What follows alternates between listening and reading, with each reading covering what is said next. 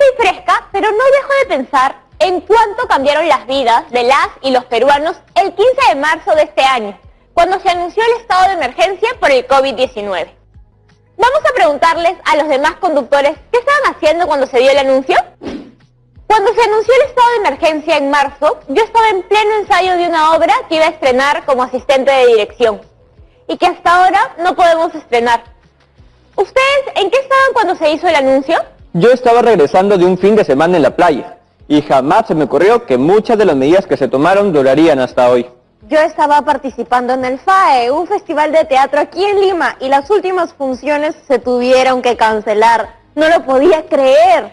Tocino y yo ya habíamos seguido muy de cerca cómo el virus se expandió por China y luego por Europa, así que no nos agarró desprevenidos. En casa ya estuvimos preparándonos para un posible aislamiento, y así se dio. ¿Cómo todo cambió de un día para el otro? Muchas familias se han tenido que mantener alejadas para cuidarse, y muchas otras tuvieron que afrontar situaciones muy adversas. Pero también nos acercó a todas y todos ustedes en sus casas. ¡Sí! ¿Y ustedes se acuerdan qué estaban haciendo el día en que se anunció la cuarentena? Seguro que ya estaban preparando sus útiles para volver al colegio. Y es que ya mañana se cumplen 9 meses desde que se decretó la cuarentena. ¿Qué tanto han cambiado sus vidas? Ahora hacen clase con su familia al costado y a sus amigas y amigos los ven a través de pantallas. Vamos a ver lo que tienen que decir las chicas y los chicos como ustedes. Si vamos a salir a la calle, siempre hay que hacerlo con nuestro tapabocas y llevar nuestros pañuelos desechables, llevar nuestro alcohol en gel, y no se olviden que mientras más cerca estemos de una persona, hay más probabilidad de contagiarnos del COVID-19. Cuídense, por favor, quédense en casa. Esta cuarentena por el COVID-19 me trajo como consecuencia no poder visitar a algunos de mis familiares en situación de riesgo, ni tampoco a mis amistades, ni tampoco a mis familiares que están bien de salud. Bueno, les voy a contar una experiencia mía. Hace unos meses, mi abuelo materno falleció, pero no por el COVID-19, sino por otra enfermedad. El punto es que yo no pude estar en el transcurso de su enfermedad ayudándolo, pero al menos pude estar en su último día de vida, y eso agradezco mucho, y yo sé que él siempre me va a estar acompañando. Hola a todos, soy Larisa. Las clases virtuales junto a la cuarentena fue un cambio radical para mí y para mi familia, ya que pues yo ya no estudiaba en la escuela, no veía a mis amigos y ellos tuvieron que trabajar ahora de una forma virtual, lo cual al principio hizo que tuviéramos bastantes conflictos, ya que todos estábamos en un espacio, no nos organizábamos bien, no teníamos los medios adecuados, todo fue un caos al inicio, pero después nos dimos cuenta, nos organizamos y pues ahora somos una familia feliz, yo estudiando desde casa y ellos trabajando desde casa. Pudimos pasar más tiempo con nuestros familiares. Antes de la cuarentena esto era muy difícil por diversos motivos. En el estado de confinamiento en el que estábamos pudimos formar lazos afectivos con nuestros familiares, pudimos charlar y hasta jugar con ellos. El solo hecho de poder haberlos visto por más tiempo es una bendición. Hola, mi nombre es Fabiola y nunca pensé que estas clases en casa durarían tanto. La verdad es que no me gustaba estar sentada y ver una pantalla. Sin embargo, comprendí que esto es un reto para todos, no solo para nosotros los estudiantes, sino también para los profesores y padres. Es por eso que empecé a valorar cada actividad que hacíamos con ellos. Empezaba a participar más en clase, y lo importante es que nunca me rendí. Nadie se rindió. Y aquí estamos, a poco de terminar nuestras clases. Gracias por compartir con todas y todos nosotros. Como hemos ido conversando, era marzo del 2020. Ya estabas listo para iniciar las clases en tu colegio. Sin embargo, viste las noticias que se declaraba en nuestro país el estado de emergencia sanitaria debido al COVID-19. Ya se cumplen 9 meses en que estudias desde casa, al lado de tu familia, y probablemente has ido notando que esta situación ha tenido algunas repercusiones y ha generado cambios en tu familia que han sido positivos y otros que no tanto. Hacer este recuento es importante para que reflexiones sobre aquello que hiciste, lo que te ha sucedido, lo que no pudiste hacer y cómo te has sentido a lo largo de este tiempo. Si eres consciente de esto, podrás tomar mejores decisiones a nivel personal y familiar, contribuyendo así a una mejor sociedad. Mirar atrás y ser conscientes de todo lo que hemos vivido estos meses nos permitirá tomar mejores decisiones a nivel personal, familiar y también social el próximo año. ¿Qué tipo de texto podríamos escribir que nos ayude a crecer, a asumir todos estos cambios como una oportunidad para construir algo mejor y que nos invite a comprometernos con un 2021 mucho mejor en todo aspecto y contribuyendo en nuestro país? Yo sé quién nos puede ayudar con eso. Hola Yanira, hola chicas y chicos de todo el Perú. Profesora, se nos acaba el año y esta semana vamos a cumplir con nuestro último gran reto. Queremos que sea algo especial. Queremos hablar de todos los cambios que nos ha traído el 2020, buenos y malos, y reflexionar en torno a ellos para el siguiente año, comprometernos en construir una mejor sociedad. Ya sé, la crónica es el texto perfecto para narrar lo vivido este año y aprender de ello. Entonces, para dar respuesta a la pregunta de qué manera todo esto que te ha sucedido en el 2020 te invita a reflexionar y proponerte un compromiso de mejora para el 2021, esta será nuestra ruta de aprendizaje de la semana. Hoy reflexionaremos en torno a la elaboración de una crónica del 2020 y planificaremos nuestro texto. Y el viernes textualizaremos, revisaremos y escribiremos la versión final de la crónica para luego difundirla.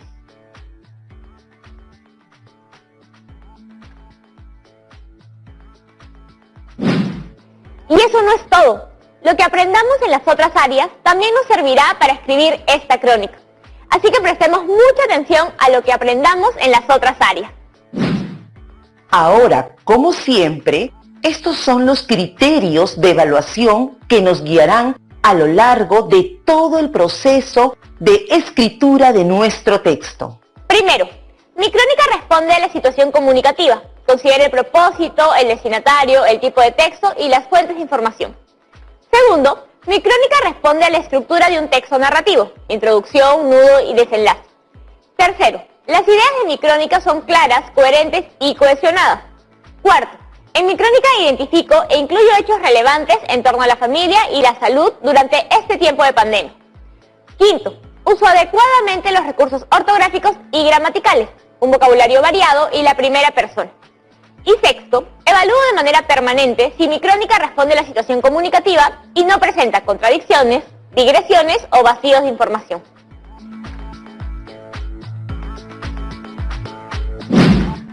Profesora, por lo que acabamos de ver, parece que la crónica tiene la estructura de un texto narrativo, como un cuento o una anécdota. Es que la crónica es un texto narrativo que se encarga de reconstruir un hecho, un personaje, un lugar o una situación de la realidad. Pero nosotras y nosotros, sus lectores, descubrimos esa realidad a partir de la visión del cronista, que elige qué información compartir y cuál no. Además, el cronista en su narración incluye comentarios o reflexiones personales. Muy buena observación. Algunos especialistas en este tema dicen que las crónicas se enfocan en cómo ocurrieron los hechos y por eso en las crónicas abundan las descripciones. Cuéntenme, ¿han leído alguna crónica? Hace unas semanas estuvimos consultando algunas crónicas para aprender más sobre el rol de la mujer durante la conquista y la colonia. Las crónicas fueron muy populares entre exploradores, como Marco Polo o Cristóbal Colón. Yo sé quién fue Marco Polo. Fue un explorador italiano que escribió una larguísima crónica sobre sus viajes por Asia, para dar a conocer nuevos y asombrosos lugares a la sociedad europea de su época. ¿Qué otras crónicas conocen? Yo he leído Crónica de una muerte anunciada, del novel colombiano Gabriel García Márquez. Ese es un texto de ficción, pero sigue el estilo de una crónica. De hecho, García Márquez fue periodista por muchos años y un gran amante de la crónica. Él definía la crónica como un cuento que es verdad. Creo que ya voy entendiendo. Esta última frase relaciona el hecho de que la crónica sea un texto narrativo que cuenta hechos de la realidad. Además, veo que en la crónica algo muy importante es el punto de vista del autor. Muy bien, Yanira. Y es que el autor elige qué contar y a qué darle más énfasis. ¿Sabían que hubo un peruano que escribió una crónica dirigida a un rey español para denunciar los abusos e injusticias que ocurrían en la época del virreinato? Guamán Poma, que escribió La Nueva Crónica y Buen Gobierno. Esto nos recuerda que, en algunos casos, la crónica también puede ir acompañada de una imagen que refleje aquello que se está narrando. Buena observación. Ahora analicemos una crónica. No vamos a hacer el análisis que acostumbramos a hacer. Esta vez vamos a enfocarnos en identificar las características de la crónica. Pero primero vamos a una pausa.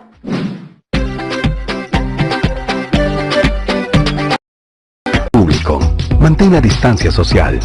Paga por el servicio antes de subir al vehículo. Y viaja únicamente sentado. Solo así podrás transportarte.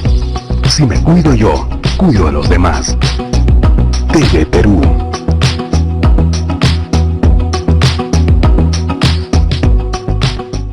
Estamos viendo Aprendo en Casa, secundaria.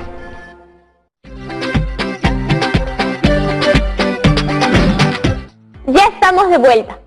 Antes de la pausa, la profesora nos propuso leer una crónica para poder identificar sus características. ¡Empecemos! Este texto se llama Crónica de una profesora en la cuarentena de la COVID-19 en Argentina y narra cómo ha vivido esta experiencia. Nos encontró terminando una tarde de marzo y con la sensación de que se paraba el mundo. Y como hormigas a las cuales les habían pateado el hormiguero, volvíamos a escondernos. Todos a casa, no salgan, cuídense, a lavarse bien las manos con jabón. Las recomendaciones empezaron a llover sobre nosotros. Quédate en casa. Así empezó acá, en Argentina. De llevar una vida normal y cotidiana, pasamos a aprender a convivir de una manera diferente. La escuela presencial viajaría por las redes. Las cocinas se convirtieron en el escenario de los improvisados chefs que pasarían a ser expertos, empolvados de harina, y la familia, la experimentadora de los manjares. Peluquerías y barberías caseras, padres maestros, maestros padres, pintores, carpinteros, albañiles y todos los oficios que fueron improvisados en cada hogar, lugar que ahora pasaría a ser nuestra morada obligatoria y segura. Y afuera, la cosa pintaba complicada.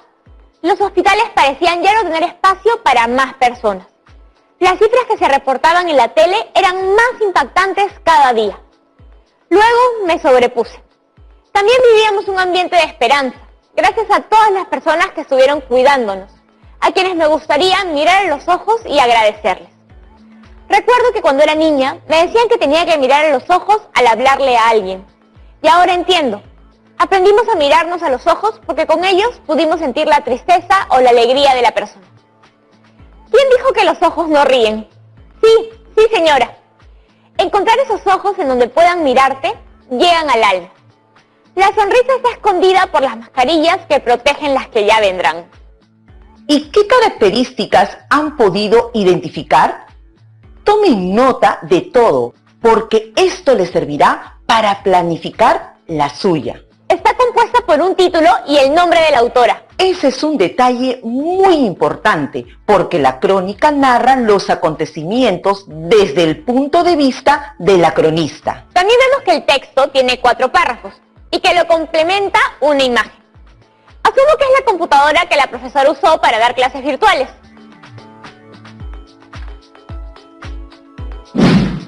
Vamos por buen camino.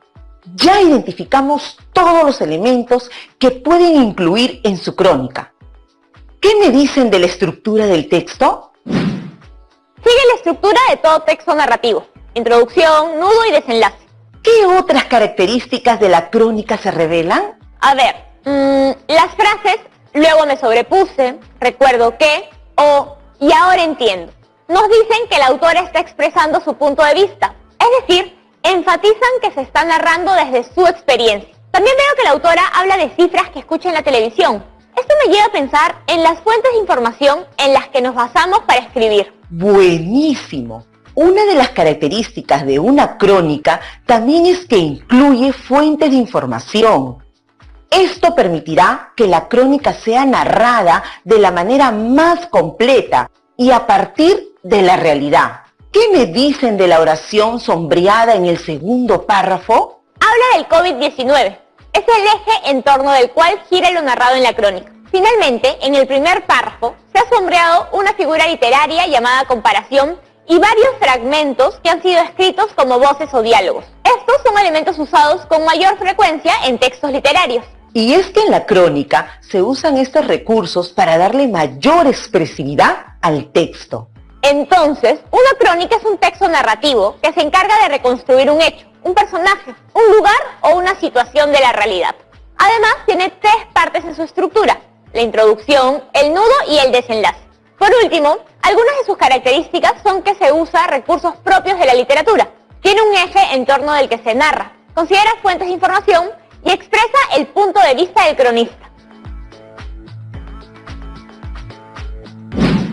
Chicas y chicos, ahora que ya tenemos clarísimo qué es una crónica, su estructura y sus características, podemos empezar a planificar. Primero, tenemos que determinar la situación comunicativa y luego organizar nuestras ideas. Para esto último, debemos considerar la estructura de la crónica. Una introducción en la que se presentará la situación que se abordará en la crónica. El nudo, en que se desarrollarán los 2 episodios que incluiremos. Y el desenlace, que es el final. La planificación nos permite anticipar la forma y el contenido que tendrá nuestro texto al ser escrito. Empecemos determinando la situación comunicativa. Yanira, ¿cuál es el propósito que buscas lograr con tu crónica? Mi propósito será reflexionar sobre lo vivido en el año 2020. Un tiempo de muchos cambios producto del COVID-19, para proponer un compromiso de mejora en el año 2021. Sí, como ya estamos por terminar este año tan diferente y difícil, creo que narrar estos hechos nos ayudará a pensar en nuestros logros y en aquellos aspectos que podemos mejorar, y nos ayudará a estar mejor preparadas y preparados para el próximo año. ¿Y cuál será el eje central de tu crónica? Los cambios surgidos durante el 2020 debido al COVID-19. Ya sabemos el tipo de texto que escribirás, que será una crónica. Entonces te pregunto, ¿qué fuentes consultarás para hacer que tu visión de los hechos sea lo más amplia y completa posible? Voy a hablar con mi familia porque todos estos cambios que nos trajo este año los he afrontado junto con mi mamá. Y también porque quiero que juntas nos comprometamos a mejorar el próximo año. Además, movilizará todos mis recuerdos, pues se trata de cómo he vivido este año. Chicas y chicos, ahora ya saben que una fuente de información no necesariamente es un texto escrito, un audio o un video. También puede tratarse de lo que diga una persona que ha participado o participa del hecho como testigo o protagonista. Sigamos. ¿Qué estructura y extensión tendrá tu crónica? Tendrá 3 partes: introducción de un párrafo, el nudo de 2 y el desenlace también de un párrafo. ¿Y quiénes serán los destinatarios de tu crónica? Todas las personas. Es probable que muchas familias hayan vivido situaciones similares a las que nosotras hemos experimentado en casa. Si vas a dirigirte a un público tan amplio, tu registro debe ser coloquial.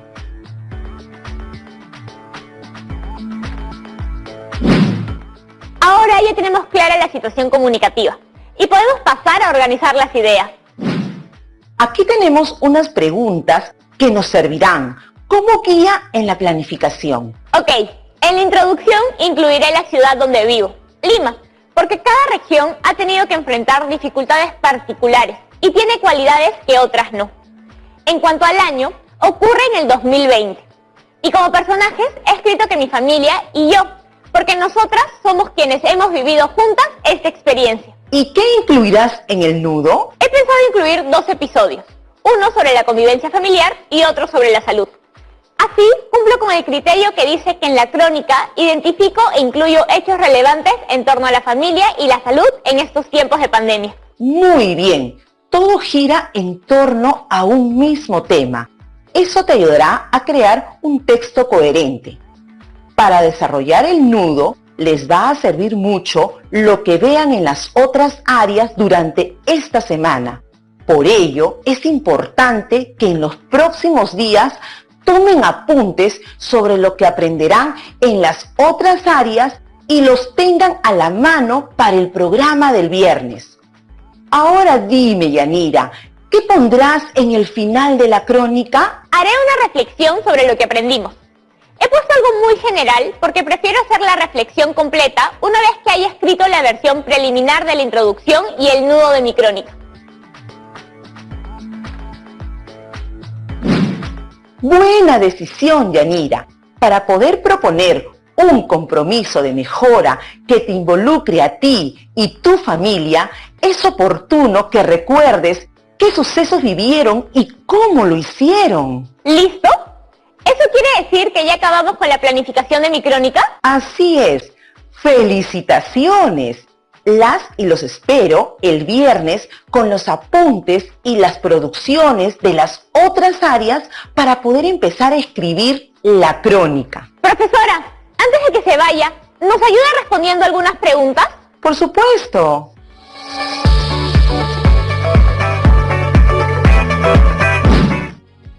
Hola, yo soy María y les hablo desde Villa María del Triunfo. Lo que yo quisiera saber es por qué has elegido escribir una crónica y no cualquier otro tipo de texto. ¡Adiós! La respuesta está en la definición de lo que es una crónica. Un texto narrativo que se encarga de reconstruir un hecho, un personaje, un lugar o una situación de la realidad. Como queremos aprender de los hechos vividos, primero necesitamos recordarlos, conocerlos del modo más completo y objetivo posible, y una crónica nos puede ayudar a hacerlo. Por otro lado, a pesar de que la crónica se centra en los hechos reales y busca la objetividad, la perspectiva del cronista es un elemento muy valorado y esto hace que la reflexión sea muy personal, lo que va de la mano con nuestro propósito, generar un compromiso personal. Cuando empiecen a planificar su crónica, van a tener que decidir, como todo cronista, qué hechos contar y cuáles no, porque no son muy relevantes para su propósito. Vamos con la última pregunta del día. Hola a todas y todos. Mi pregunta es, ¿podríamos solo escribir la crónica sin planificarla? La planificación es un momento clave en la creación del texto.